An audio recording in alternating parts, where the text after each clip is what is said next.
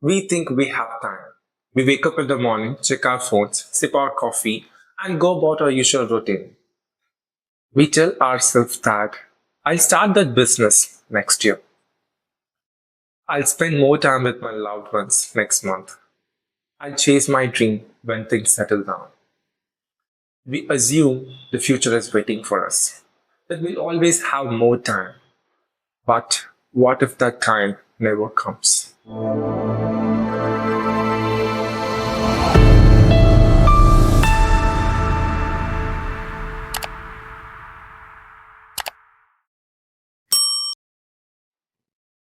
When Breathe Becomes Air is a memoir of Paul Kalanithi. Paul Kalanithi thought he had time. He was 36, a neurosurgeon, at the peak of his career, months away from achieving everything he had sacrificed for. But in an instant, everything changed. Stage 4 lung cancer. The same doctor who saved lives was now a patient fighting for his own. And why is this book titled When Breath Becomes Air? My understanding is that it's a poetic reflection of that inevitable moment when life transforms into death, when breath, the essence of our life, fades into air. It's about a delicate line between existence and eternity. This book is not just about dying, it's about how to truly live. It's about finding meaning in the face of uncertainty. Imagine working all your life to build something meaningful, only to be told you won't be around to enjoy it. Paul's story is not about just illness. It's about how we choose to spend the time we have. And today, we are not just discussing about this book. We are confronting the question we all avoid. Are we truly living? Or are we just waiting for the right moment to come? Let's dive in.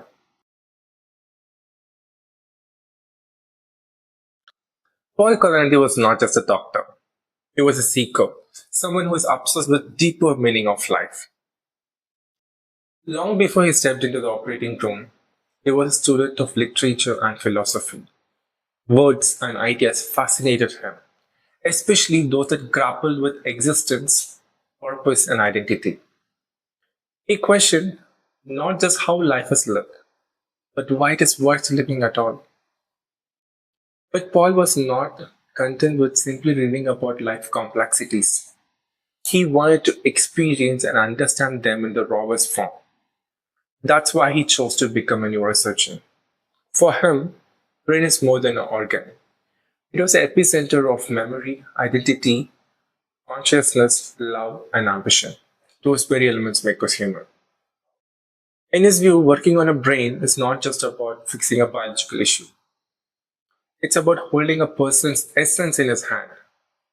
It's about confronting line between life and death, between who we are and who we might become. He wanted to help those people not just survive, but help them to preserve the part of themselves that made them life beautiful. This is not just about the career. It is calling driven by curiosity and deep reverence for human experience.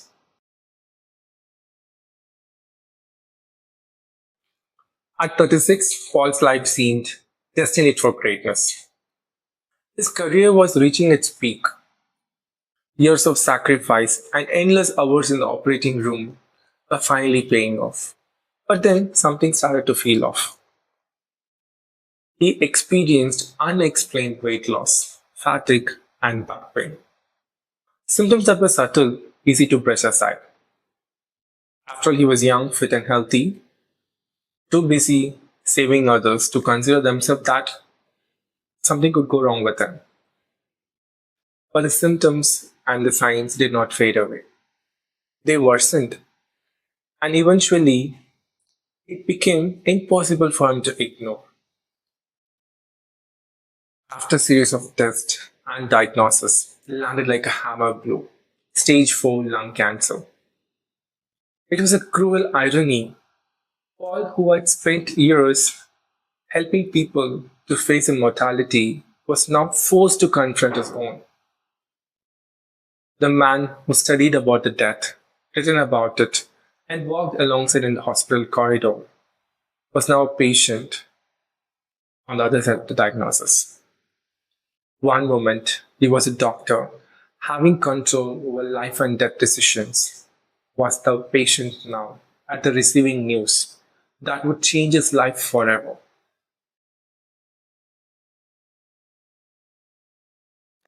Paul has sacrificed everything for his future. And long, grueling hours, missed family events, sleepless nights, but all with the promise that one day would be worth it. He was on the cusp of becoming a full-time surgeon, ready to reap the rewards of years of hard work. But as just he approached the finish line, he turned away. The future he had built so relentlessly was gone, stolen by the invisible enemy. The dreams which he cherished of, a thriving career, a growing family, a life which he can help others, were now shadowed by a ticking clock of terminal illness. Time was once seemed endless for him, but now was painfully finite.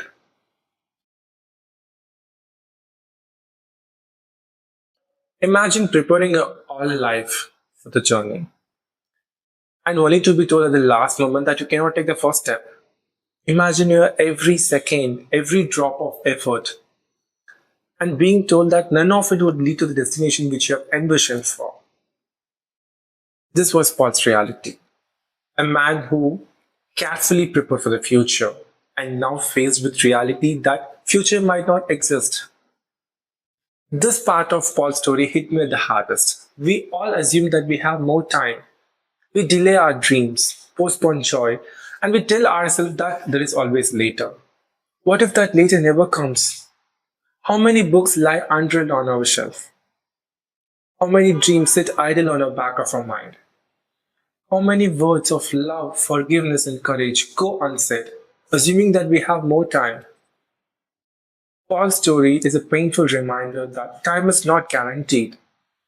Life is fragile. While we may not be able to control its length, we can control its depth. So the real question is not that do we have time, but what are we doing with the time we have?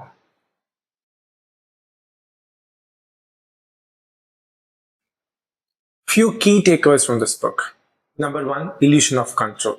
We like to believe we are in control of our health, our future, and our career. Paul's story reminds that how fragile life really is. From having the control over life and death decision in the operating room to having no control on his own fate. I used to think that if I have planned enough, I could avoid uncertainty. But this book made me realize certainty is an illusion. We cannot control everything. What we can control is how we live each day. Number two, what truly makes life meaningful? After his diagnosis, he did not stop living.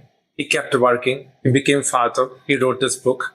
He did not measure his life in terms of years, but with a moment of impact.